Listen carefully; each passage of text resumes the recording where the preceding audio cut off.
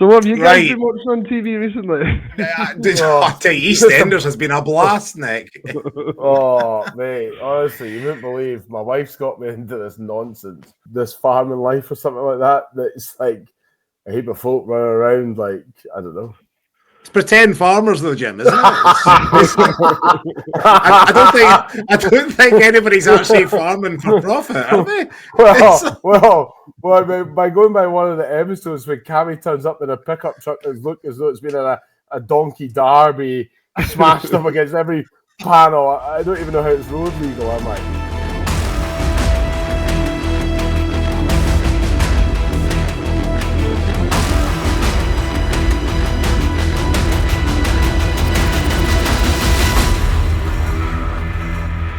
Ladies and gentlemen, boys and girls, this is a massive, massive week for both Jim and I. It's not often, but Jim maybe more so, but it's very rare that I sit in the company of media royalty, of A-list celebrities, headline acts, ticket sellers, big media personalities. But this week, ladies and gentlemen, we are our own co-host. We've actually known about this for quite a while, but it has finally been released that Nick and Holly Thompson are stars of This Farming Life Series 7. Where's the applause? A slow clap. It's sad, it's like the death marches to the gallows. Yeah. Well, it's about to be for the next half an hour. TV personalities. He's gone from zero to hero overnight. Nick, First of all, incredible scenes on Sandy's new attire with the roll neck. He's obviously been away skiing for 2 weeks. Do you know, I knew that was coming. I knew it was coming. I had to bring some of the Alps back with me, boys, you see? Embarrassing.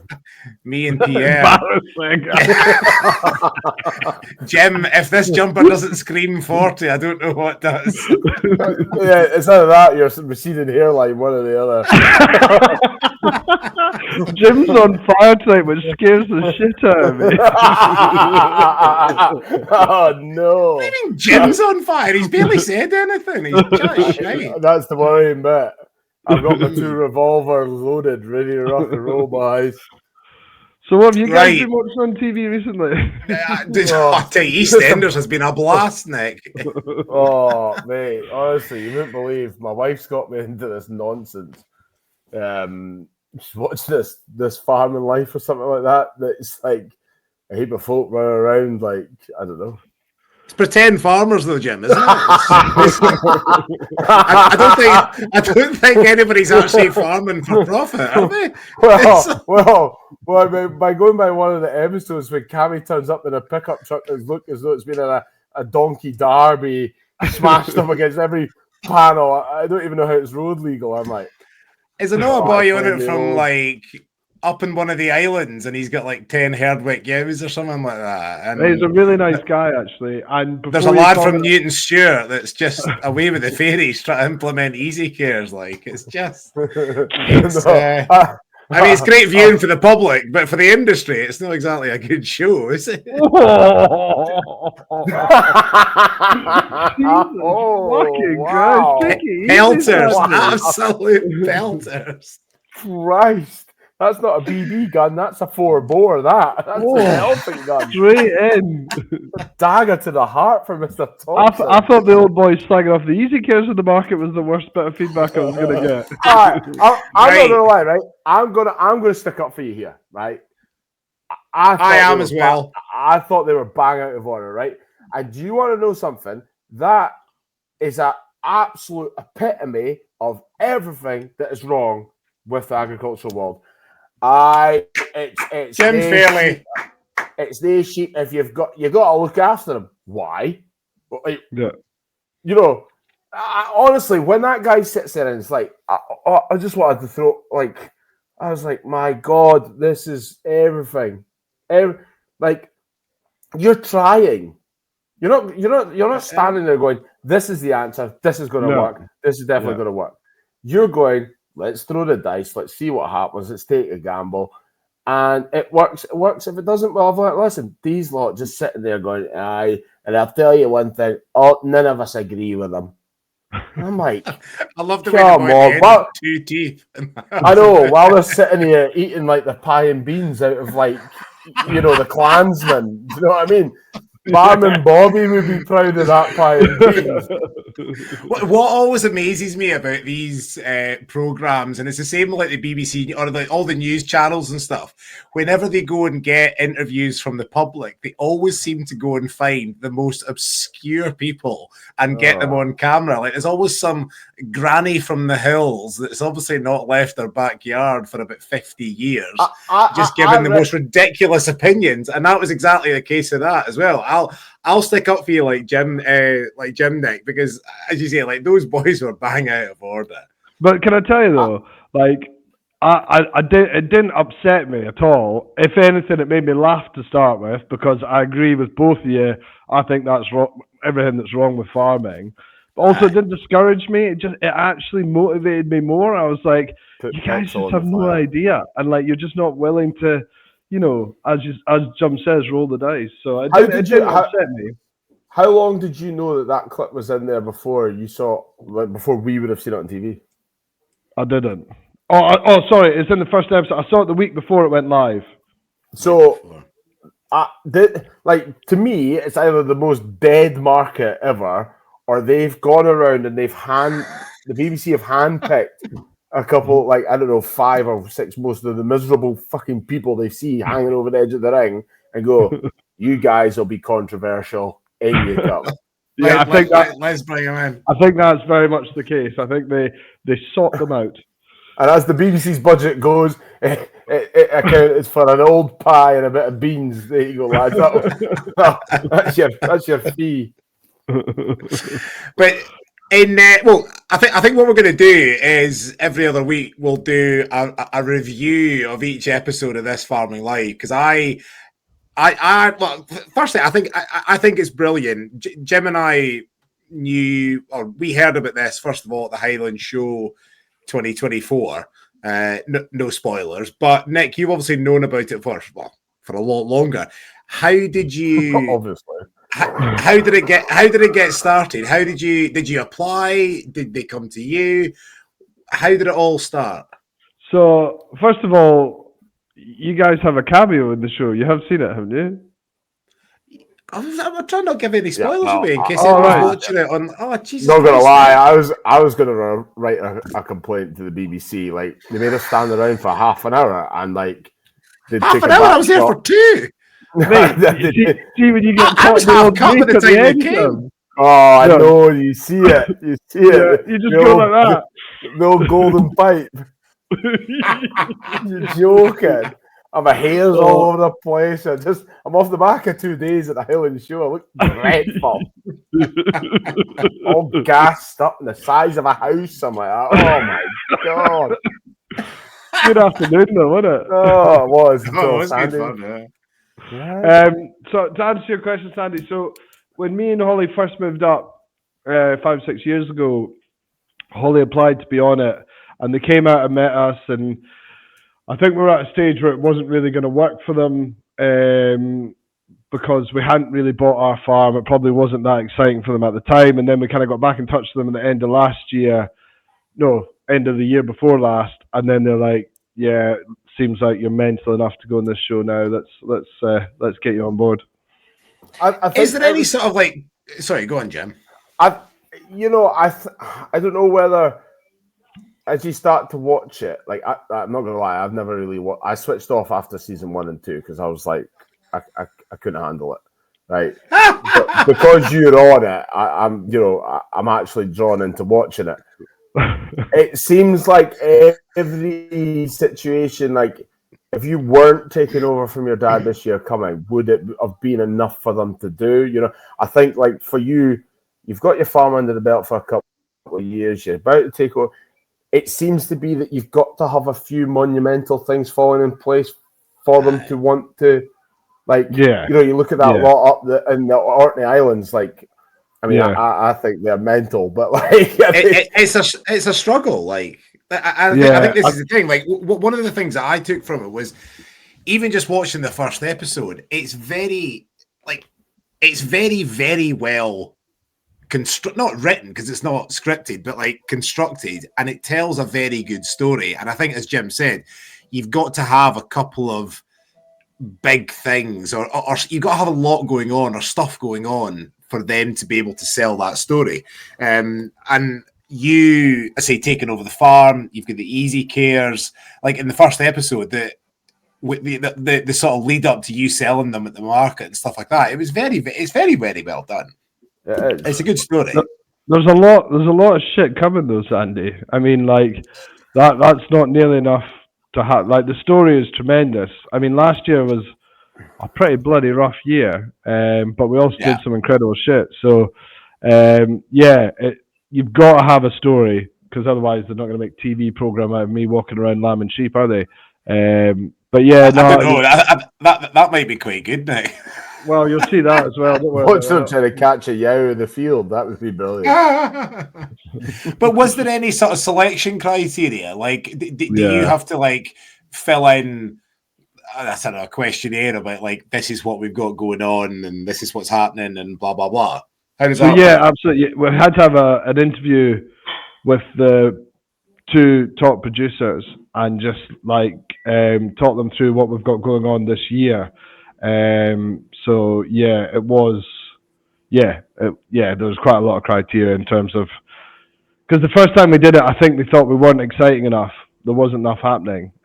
So yeah. Your chat was shite, is that what they were saying? Yeah, pretty much. He was still too buoyant and full of life about farming. They really wanted I didn't hate it enough at the time. They just wanted to break him. And I mean, I'm not going to lie. What a 23, 24 to film you like. I mean, right. Brutal. How much have you seen? I've watched 2. Right. No, sorry, I've watched 3. 2 with you in it. I've watched 3. Yeah. How much have you seen, Sandy? I've seen 1. Boys, it gets messy. It gets really, really messy. Nick, I saw the state of your bucks and the fucking water that's lying in them from the first episode. How can it get any worse? Mate, it gets a lot worse. Trust me, it gets a lot worse. There's one of the scenes that both the producers cried when watching it. Like, it gets brutal. Do you want me to give you a laugh? But that's a story that they want to sell. That's the story. Do you want me to give you a laugh? Right? Yeah. So my old boy was watching it. Okay. Surprise me. Go on, Ian. Go on, Ian. Now, bear in mind, this is from a very Arable man who loves equipment, who hates livestock, right? So just bear that in mind. This is gonna be great. He says, when will these boys ever learn that instead of being fucking drook it all day with a hat on and a soaking jacket, could they not go and get 4 telegraph poles and put a roof over the bucks? He says, how long is it going to take for one of them to figure out? Yeah, I don't know why. He's got a point, like. I mean, I know. My dad's done for 50 years, which means he's probably spent a year outside getting soaking wet in total. couple of telegraph poles, put a wee nice tin roof up, and you got your t-shirt on. It's really the worst bit is there's 4 telegraph poles lying behind the dike beside the sheep pen.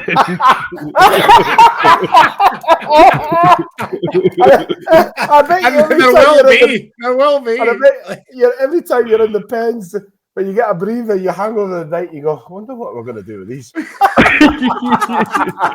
the worst thing is now, Jim, you've said that. Every time I look at them, I'm going to go, for fuck's sake, why don't I just put them up? I'll send Ian Fairley down for a week. You'll be in Buckingham Palace before you know it. You might be in 5 million a debt, but at least you'll have nice concrete.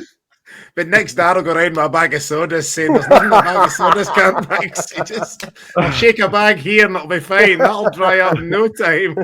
To be fair though, Jim, it's exactly what, like, literally ever since I've been alive, all our bucks never had a roof over them.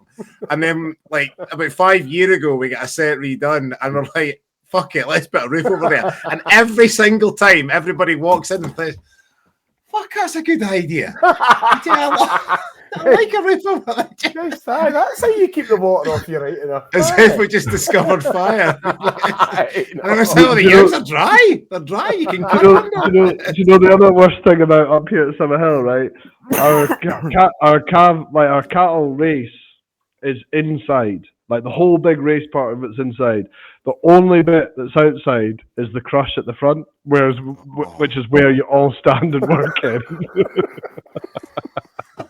Literally, the only bit that's outside is the crush. That. To be fair though, Nick, I think that sums up livestock farming in Scotland. If I'm honest with you, that's epitomizes it. It's just there's no thought goes into it. It's like, and there is nothing worse. It's bad enough having a sheep race or sheep pens outside, and maybe you can justify that if you're on a hill bit. But there is no excuse for having a cattle crush or pens for working cattle outside. I'll put my hands up. There's no excuse. The worst bit is every time someone comes to work with it, like we had to have someone come and test for like things the other day, and they said, "Oh, are the cattle yards inside?" I was like, "Yeah," because you just instantly think, "Yeah, they're inside the shed." And they turn up on a piss right there and go, but the crush isn't. Yeah, sorry, you are. It's amazing how many livestock farmers will invest in like the best waterproof gear going just to keep dry rather than invest in a tin sheet over the roof. I'll give you a laugh. I had a laugh at two occasions at it. One of them was in an episode Sandy's not seen it. I'm not giving anything away. But when you're working with Big Eddie and Big who? Eddie. No, what's your bull? Charlie. Oh, Trevor. Trevor, that's it. When you're working with Big Trev, and at one point, like he just goes to like he's not being like boisterous or bad. He just goes to walk up the side of his dad, and that next tone of voice of sincerity, he's like, Dad, watch! And he's like, he's all right. And he just slams his head down. I was like, oh, that's cute. I never did it in a high pitched tone. Come on. Dad, watch!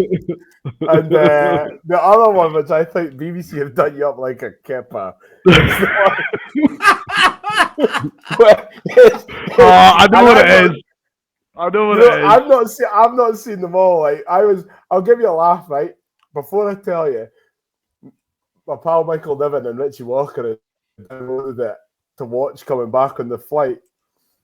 And at the same time, they both took their headphones off and started laughing on the flight. And I'm sitting watching over the shoulder, and I can't hear anything. I'm just watching it, and they're just laughing. Well, he's weighing his lambs and to go to the market, and then one comes in, and you're like, "Aye, that's a cracker. That's definitely going to make weight. That's definitely going 32 kilos." 36. It was 36. I don't think it was as high as that. There's a stomper of a lamb, right? Look at the weight. He said, Holly, get your foot out from the weight. I think they edited a clip from where there was like a big lamb coming in and then changed it to the. I think they've nailed it, mate. I think they've absolutely. I would be suing them. Like, just start suing them. To be fair, though, Nick, my heart was in my mouth when you took those sheep to market because I thought your dad put them through at 140 or something like that, and then the narrator's saying that yours were in, and the auctioneer starts, and I thought he started at £20, and I was like, oh, Jesus Christ. This is going to be a long day, but it topped. What was it? Topped at 111, and that was a decent. Decent effort. Yeah, got 135 this year, just saying. Just say, drop it. Whatever. Good fact for you though, Nick. My uncle Murray Hardy from Scott Beef was in the pen buying. I think he bought your Easy Cares. Did he? Is that right? I think he might have actually. Yeah. Did they go to Scott Beef? I think they did. Yeah.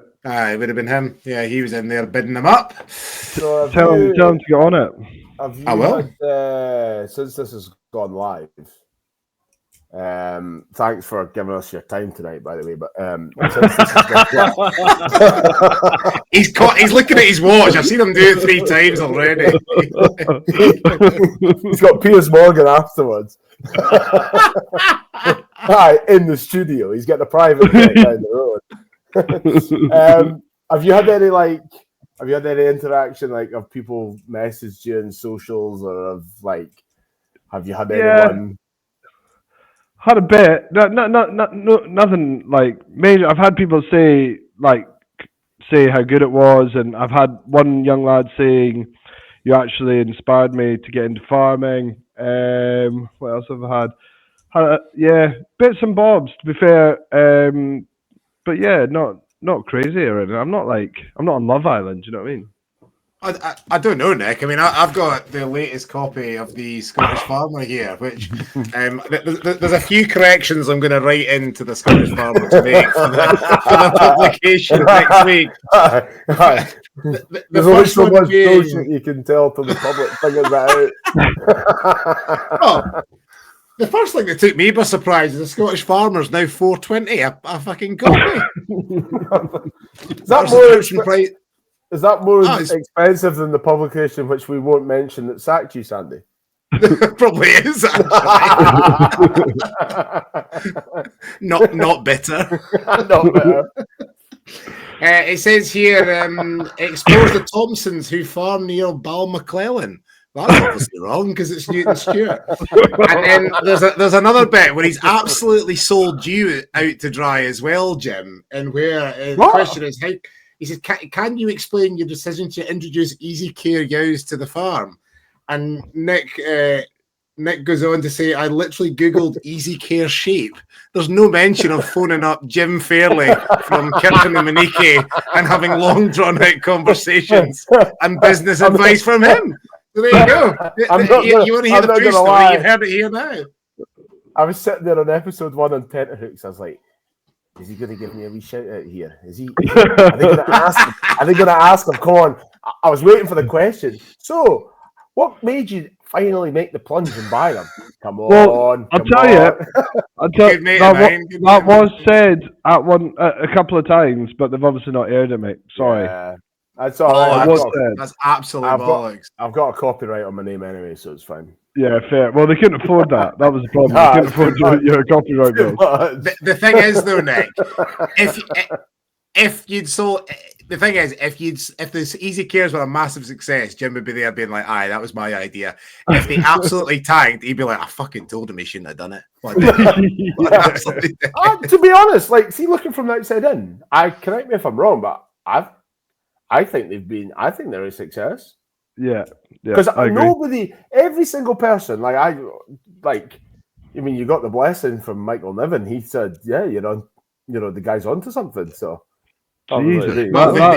I mean, that's like getting christened by the Pope, then, Nick, isn't it? Michael Niven's giving his blessing. All's good in the world.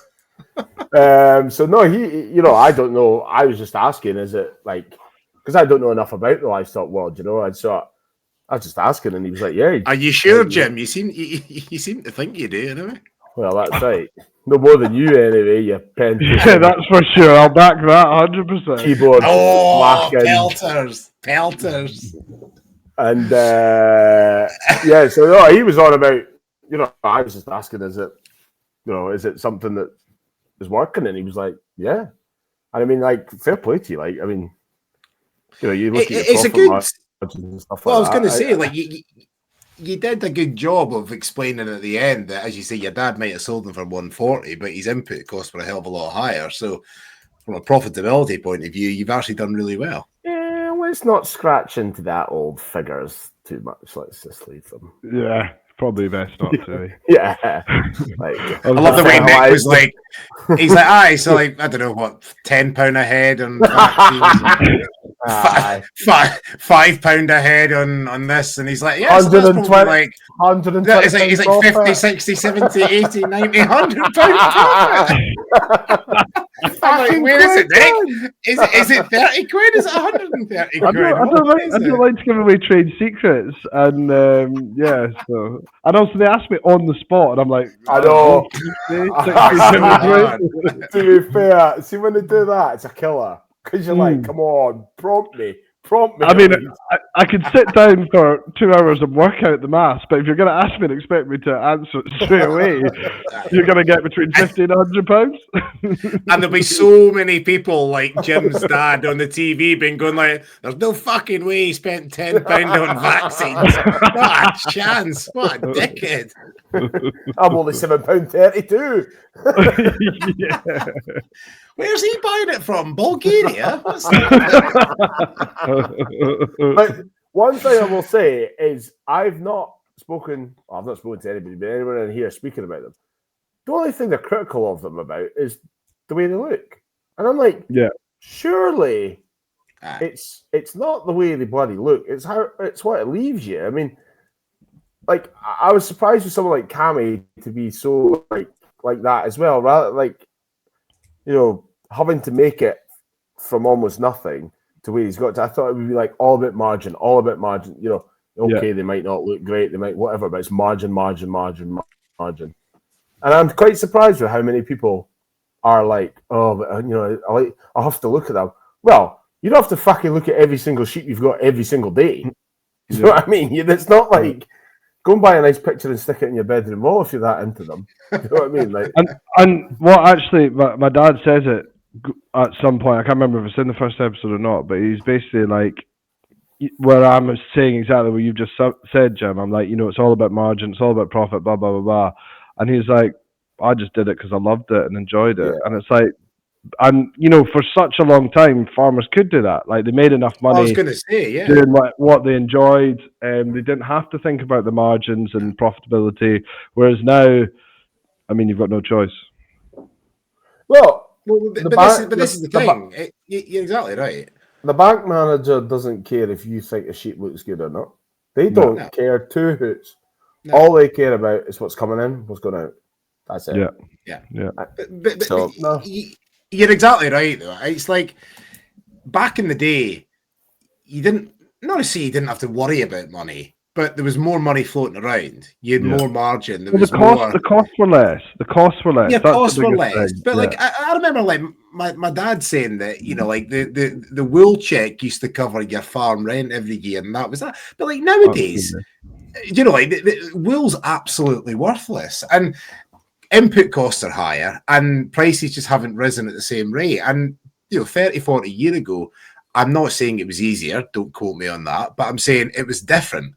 And I think you're right. I think now is, and I think you made a very good point there in the fact that you have to be more business orientated. You have to be more business minded and look at the numbers and look at the margins. And I think it's a very sensible business decision to look at stock and to look at sheep that can get you more profitability. Because you look at, you know, cross meal lambs, like yes, you can sell them for a decent amount of money, but they're a hell of a lot of work, both in time and in input cost. And it's, you know, your profitability probably isn't that much as compared to, you know, an easy care. So I think you've got to move with the times, and I think you put that across really well. Yeah. You know what's funny? My dad literally says in one of the episodes on it, he goes, the wool check used to pay for a whole man's labour for the year. Yeah. So like, he totally agrees with what you're saying. Whereas now, he says it in the show. I can't remember. I think our wool check last year was £300, and we spent £1,000 on shearers. So there you go. But this do you know what would be better? Is it not better that everybody, you know, in the sheep trade just says, you know what, we'll just fucking burn it? Yeah, a lot of people do, because the problem is it's the same old story. If you keep giving, they'll keep just taking advantage. Yeah, you know, I always look at these things, and I'm a bit on the fence with the wool thing because it's like nothing I do, and like I look at it and go, but because we don't do anything with it to add value, it's the ones that are adding the value that are making the money. So is it find out what they're doing and set up a wee business between you all to do that? And that's easy coming from me because I can be like, well, okay, so why don't we just open up a place to make crisps? But the problem is people don't wear wool anymore. There's so many, as my dad said, it's insulation, is it not? Is it not all for insulation now? Well, now they've got that spray insulation. I don't even think it gets used for that anymore.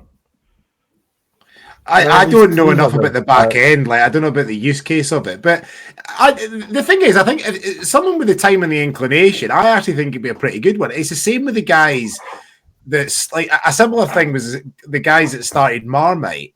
And this was like back in the 1800s or whatever. But yeast is a waste product of breweries. So breweries like try and find ways. They were paying people to take it away and get rid of it. And these boys were like, well, fuck it, if we get paid to take it away as a waste product, turn it into something that not ultimately everybody likes, but some people like, and then all of a sudden you create a product out of it. And I imagine I don't know what the use cases are for wool these days and how it sits in the market, but there is an opportunity there for somebody, surely, you would have thought. Yeah, I agree. Not about me, but I'm saying. But one thing I will say, Nick, and I will say this, and I'll not back you up, but I genuinely think that you and Holly come across very well from what I've seen so far. Genuinely, I think you come across as very genuine and very honest and very authentic. So I think that's I think you come across really well. Yeah, everyone that's spoken to me about it says that you guys come across as some of the best on it. To be honest, because you're articulate about what you're saying and you're methodical, but you're precise. Yeah. You know, there's like, just some of the other ones. It's a bit like, like I'm not gonna lie, I don't want to say mean or anything like that. But come on, Jim. Come on. I mean, go back to the Orkney Islands in 5 years and see if they're still there. I can guarantee you they won't be. No, what struck me was when they had that drone shot or like the aerial shot of the island, and it was literally how small it is. Well, how small it is, but it was just white. Like there was nothing there. I was like, that was pretty epic shot, to be fair. It was. Those guys, we met them. They're actually really, really nice. And as the story goes on, I think you'll like them a lot more. And I think you'll really like the father. I'm not saying I don't. I just look at no, but just he's quite an incredible person. But yeah, I think I wouldn't do it up there. It's hard enough to do it down here in the luscious lowlands. But yeah, it's pretty like the island's insane. Do you want to know something, right? Do you know how they come after all of us lads for carbon footprint and everything like that, right? Here we go. They're working a tugboat to take over a box of chips. That is outrageous. When I saw this boy walking the best fish and chips in the world, though, Jim, apparently. And the boy's like, boy gets a fish and chips every Friday, so the other lads can get a shot of his tractor. I spoke to, so I've got a friend who is married to a lady from Orkney, and we were kind of having the exact conversation that we were having about it and how mental it is. And he was like, people that live there, it's not really about anything else apart from just keeping the island going as an island and keeping the farms alive. Like your actual life is dedicated to keeping that island an island, because as soon as people stop living there, it just becomes nothing. So it's a funny one. How do you do that financially? Because your electricity doesn't not come from the island, so then you have to pay for it. At 4 miles long and 1 mile wide. I mean, that's where your subsidies have to come in. Like, because you can't. Yeah, as you say, those subsidies are more about keeping rural communities alive rather than actually farming sheep and but how much of a subby will they actually get? I mean, there's 90 people on the island. Majority of them will probably be farmers or crofters of some aspect. Maybe you're not going to live there and open a pub and hope for the Friday Saturday night, are you? Or the passing trade. No. It'd be a long old stand. That would be a bad idea. Just have a load of Guinness lined up just in case somebody comes in. just in case a stag do take over the island for the weekend. The chaos. There's an idea for you, Nick. Damage limitation. You can only piss off 90 people. You've got somewhere to stay now. That you got somewhere. Yeah, exactly. No one can invade you. I tell you what, one thing I did, it's been quite interesting to have a wee look in your backyard though, Nick, because you come on this podcast and claim that he's got hard ground and it's hard going and rashes and all sorts of stuff. There's more green grass going about your bit than I've seen in a lot of farms, I tell you, boy. You don't know how lucky you've got it, boy. Wait till you see the laughing episodes. Wait till you see them, and then we'll have this conversation again. I've heard somebody's told me about one of them. There was like a little bit of like there was a wee shot, and I don't know, it was you. I think it was you in the pickup with the trailer on the back. Yeah, and it's like it's going to cross the screen. The pickup's bouncing about like buggery, and I just thought to myself, that's him away down the drive. Do you know what his wheel arches are disappearing, and I was like, that's the drive. On the first episode when he goes off to the market, and then there's like filming, he's got the sparky tape holding the wing mirror on. Yeah, you were going to comment on that. When it pans to the front and his windscreen's cracked right across the windscreen. I was looking at it thinking, is that water? see when you were slagging off Cammy's pickup earlier, I was like, when's he going to have a go at the wing mirror and the windscreen? Oh, mate, definitely. But then that's just from going up and down the farm road. The shock, the flex in the truck. The windscreen only takes so much. It was fucking gold, and even got a wee snippet of the claws as well. The claws was in there. Well, mate, in later episodes, you see the claws in full throttle by. Oh, really? Oh, yes. With or without mudguard? Oh, without. I've only got one. Of course. It must be like a ritual down there to get rid of the mudguards, because the poor Honda Quad mudguards flapping open at the front, hanging off on episode 3 as Nick's dad's jumping on it, and he's like, everything's hanging off. I was like, all right, there, bother. It's rough ground, boy. Real man. No, it's not rough ground, Nick. I was going to say that's a surefire way to know that you're rough with machinery if your quad bike's fucked. I mean, I've rolled quad bikes about 10 times, and they bounce back up. Nothing breaks. Everything's Don't lie. You've never been on a fucking quad bike, Sandy. You just sat in one of these heated cabs in a wee mule or a Polaris or something. Yeah, exactly. I've been on more quad bikes than you'd like to. I started out on a Yamaha Big Bear 350, a blue one. Do you know with the wee lever to your left hand side for the reverse and the neutral? What was the colour of the button to make it go in forward and reverse? Red. Well done. Thank you. Motherfuckers. Mate, don't give it the big one now. You're now sitting in a flat in Windsor. Do you know what I mean? Like daddy daycare. Fucking daddy daycare. Stay at home dad. Jealousy will get you nowhere, Jim. Don't worry. I'm jealous at the moment. I'm jealous. I'd love to do that. Mate, I had 3 days and I'm needing that Amazon spray. Fire back up, boy. Jim's like, surely those spuds could do with another dose of water. Fucking hell, right. Come on, I'm out of here. Any excuse.